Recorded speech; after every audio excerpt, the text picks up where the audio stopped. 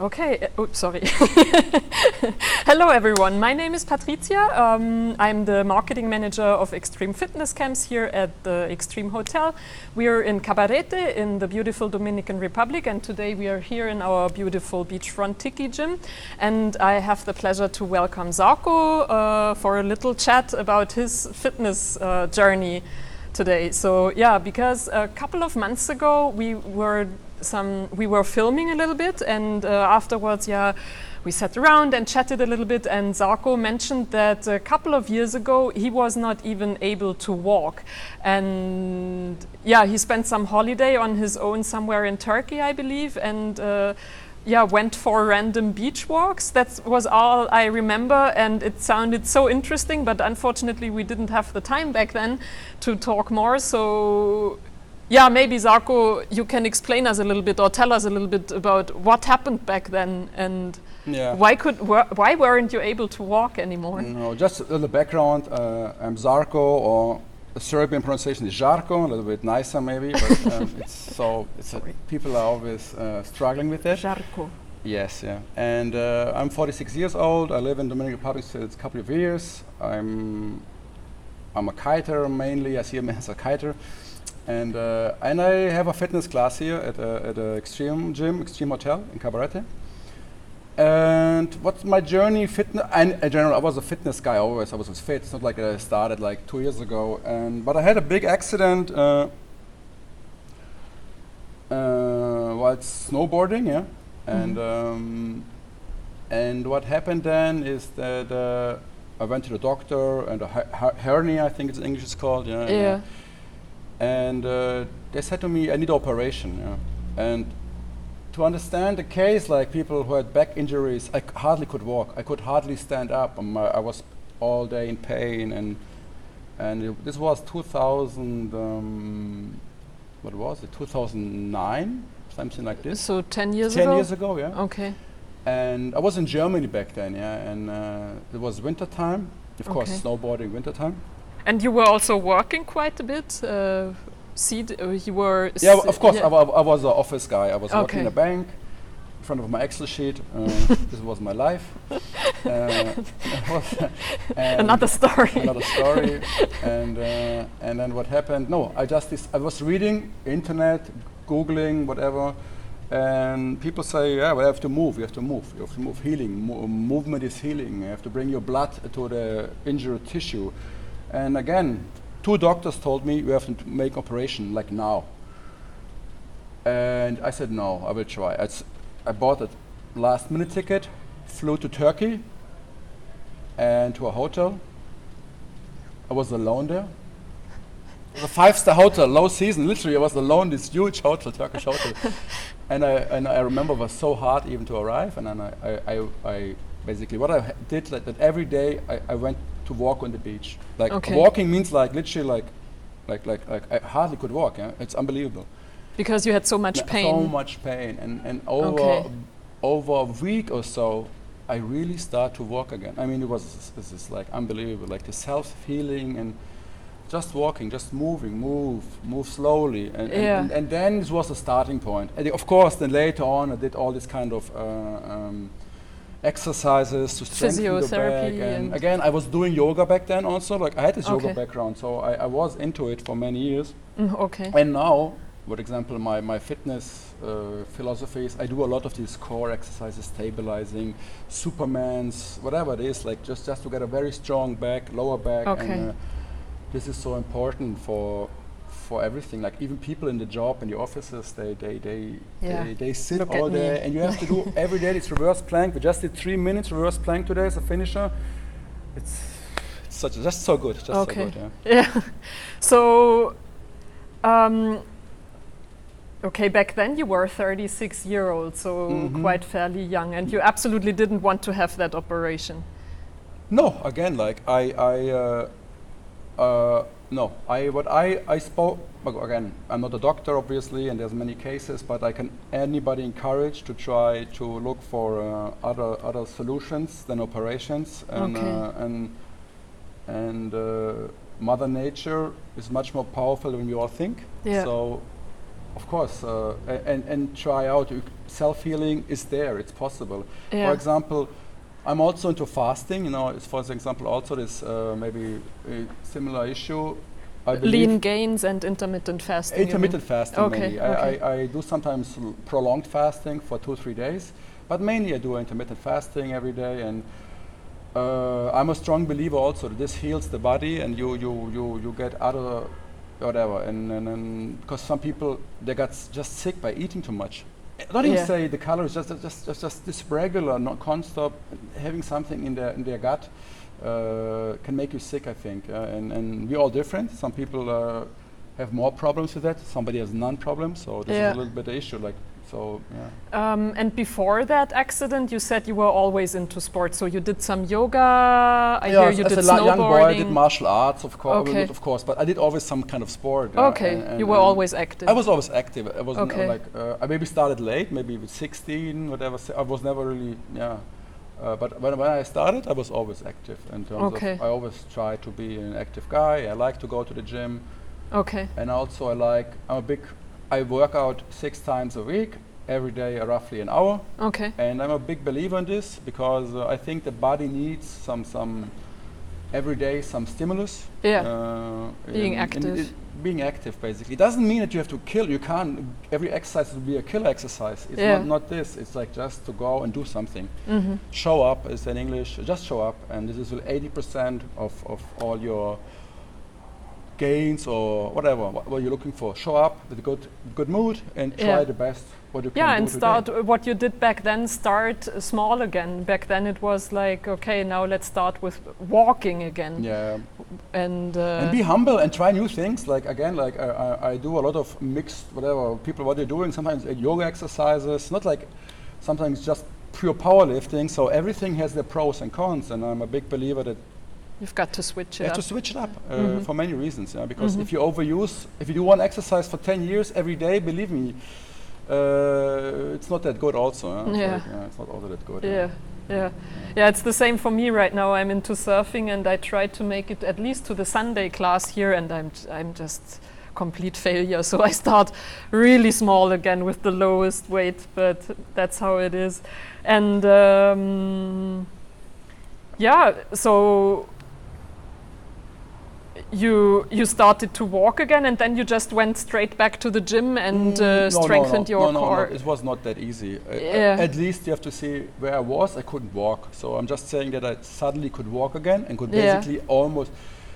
It took me probably a year or two to become more or less at the same. So I was still. I couldn't bend over. I was still not the same guy, and also I had to relearn. In a way, injuries teach you a lot about your body. In general, failure in life teaches you a lot about what went wrong, and you understand how your body functions, for example, in this case, and you start to modify your movement sometimes. You really understand if you lift somebody, you go onto your knees, and you lift it from your knees, not from your lower back, and it becomes then second nature, and this is what I still have this injury, guys. It's not like it's there, it's like, but I really have to do very weird things that it comes out. So I really, even some yoga poses, I avoid, like some, for example, if I go heavy into a reverse Trikonasana. Yeah. Then it's for me exactly where that's it's not the spot. Good. It's not good. I don't. Okay. I can go, but not really deep into it. So so you have, of course, I have an injury, but in normal life it doesn't exist anymore. I can do anything. And yeah, I think with the operation, with the surgery, it would have been the same. I mean, you also would have needed to go into, But surgery in general. I mean, there was this. Girl here, maybe met from Slovakia, and she had this surgery, and they made a bad surgery, and she had she's now basically it's ruined. Was a bit ruined. They cannot repair it anymore. Okay. And she there's basically a surgery, so it's always a big step. Okay. Because they can sometimes make it worse. Yeah, and since when are you doing the intermittent fasting? I started to play around since 2 years. I do this now. Okay. But in the beginning it was very soft, like you start basically with 14-10, what they call 14 hours not eating, 10 hours eating, 14 hours if sleep included, of course. So you sleep 8 hours, and then it's manageable basically. You have early dinner and late breakfast. Yeah.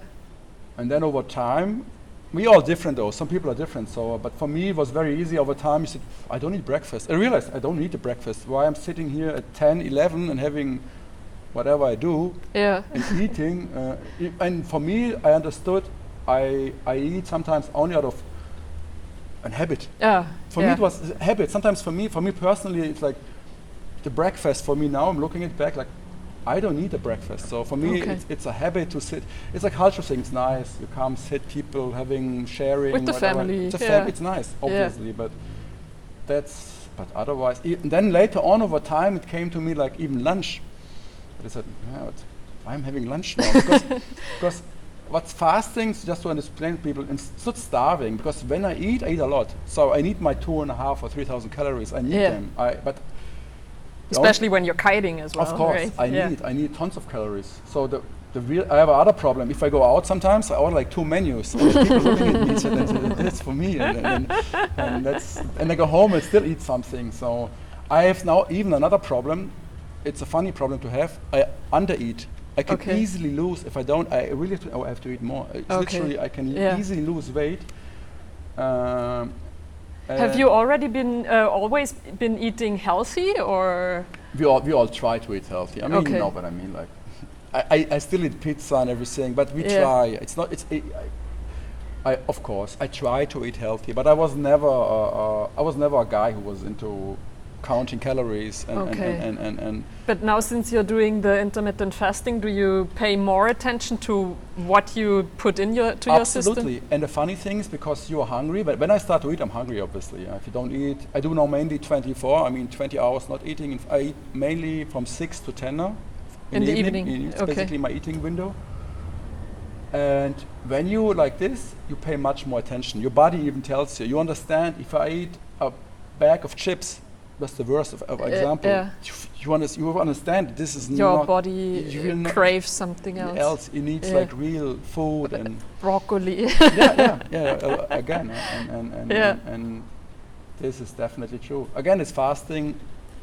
I can just recommend to try it. Apart from to losing whatever fat or whatever, it's a mental experience. You reconnect to food. You understand that for me it was a big wow effect. That you, if for example, don't eat for 3 days, and you go to a restaurant and watch people eating, it becomes really spiritual. You're looking at them, and you're also hungry, and also all your senses become so much stronger. You smell food. You could literally smell on the other side of the road somebody's eating, and it's interesting, like a dog. I felt like a dog. I was like, wow, it's cool. It's a very good experience. And you are still functioning. I mean, you are still functioning. You function. Of course, you're kind of low energy. You have maybe some kind of rush, probably some hormone kicks in. You have funny rush of energy, but of course, I want your food.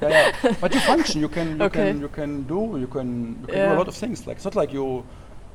And the hunger. What's interesting also, people think that they're hungry. The hunger will grow every second. No. The hunger, when you're hungry, whatever you feel, it goes down. It lulls. It goes. It comes up again. It's not like the hunger is permanently there. It's not true. It's not true. Do you think that for some people this could be the case? So because it just comes into my mind. Sarah Ferguson. She was once a UK princess, whatever, I remember and I believe also it's different for everybody, because she says, I'm hungry every time.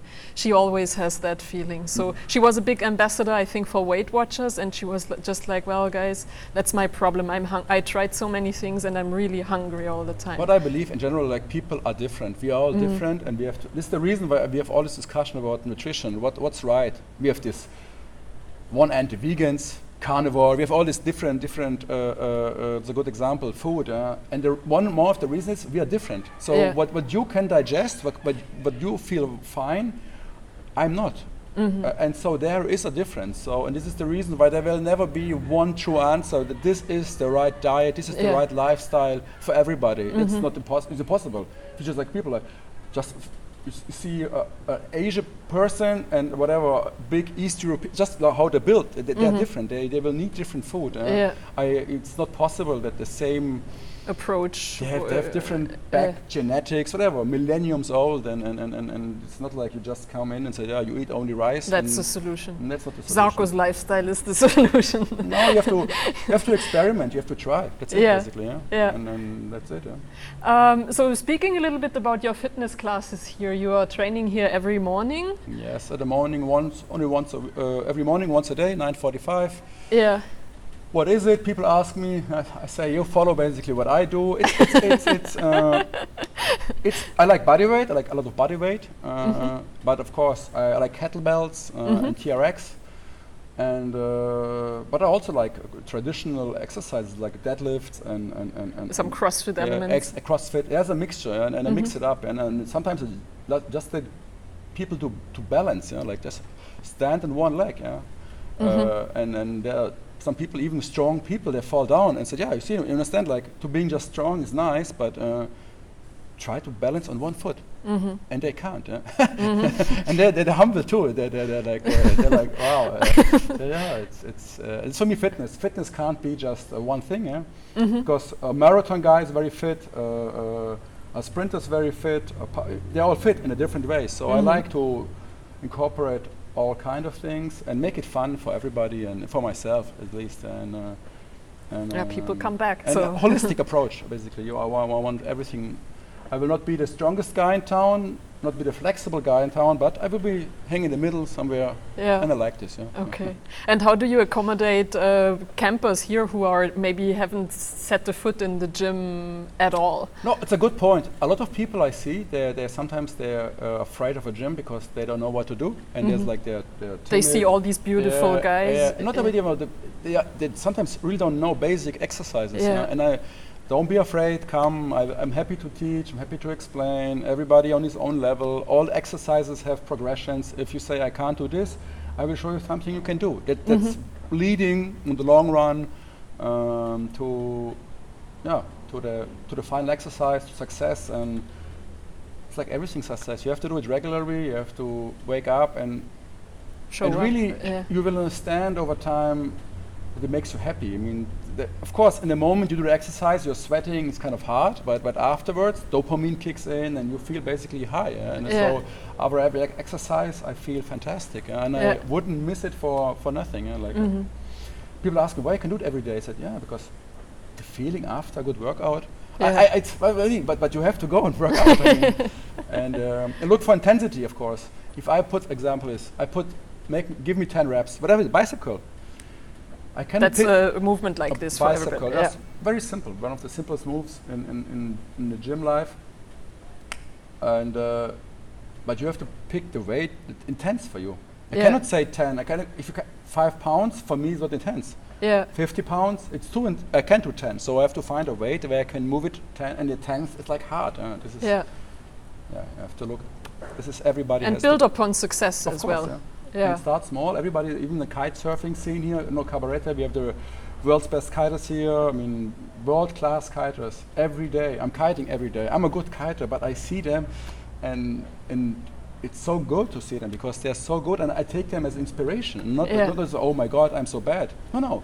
These kids are kiting their whole life, and take other people who are, whatever, as an role model, let's say in English, and this is what you have to look like, and not like inspiration, and not like being I wish I would be like these guys doing this for years, decades, whatever. And And also one advice for everybody: all of these things, if it's fasting, nutrition, it's lifestyle change, it all takes time. You have to step up slowly. Normally, people come in, especially some campers, and this is my also advice. They book whatever 3 classes a day, 2 yoga, gym. It's too much. You power yourself out. You have to try to learn and incorporate this in your daily life, step by step, and What I think is nice here about our camps is that they are intense, but you also are in a kind of a safe space where you can try out things, try out weights, and. It's a kickoff, right? It's a kickoff. You learn a lot of, you get a lot of tools at the hand, as well with food. And that you hopefully can take home and build up upon that. And again, if you're here, like, always encouraging, try kite surfing or surfing here, and enjoy the ocean. Enjoy the ocean, yeah. Yeah. Enjoy the ocean, yeah. And get some vitamin D. It's such a pity. I think I should switch the camera now so that people can see where we actually are. One second before we close that. Is there anything you would like to add, Zarko? Zarko. No, we just like okay. It was a nice interview, and thank you very much. Thank you. Thank you for your time. Yeah, thank you. So let's take you to the ocean.